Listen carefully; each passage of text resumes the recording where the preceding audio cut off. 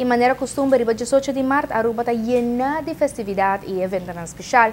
Que nunca por falla de actividad de museo arqueológico. E hay aquí no solamente está enfocado en chiquito, pero tem actividad para jóvenes y grandes. Van a de exposición fijo en el museo, lo tiene una exposición de arte especial y viaja aquí.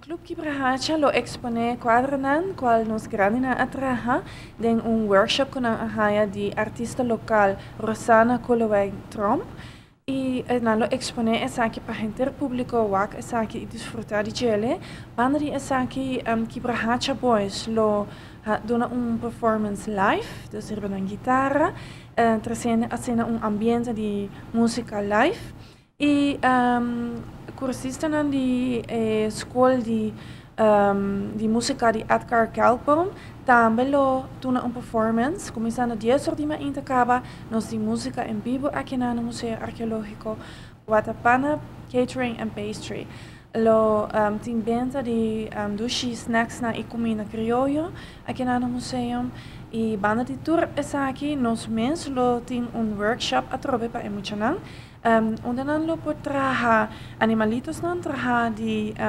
materialen recicla e também nan pot traha bracelet dus armband e keychains nan di materialen recicla.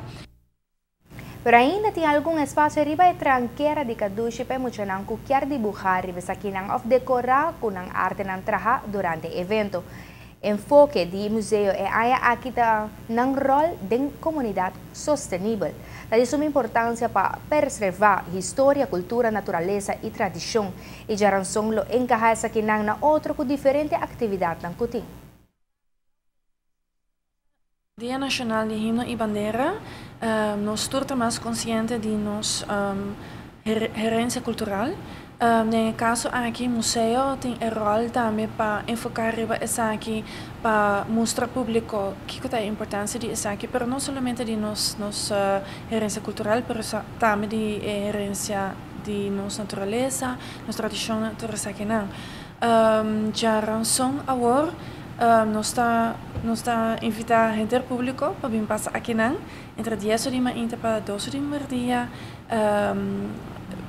Bista no sala na exposição, bira inspirar riba tudo qual botawak ay nang, e usa essa aqui back, por exemplo, ora bota decorar e keychain ding e workshop.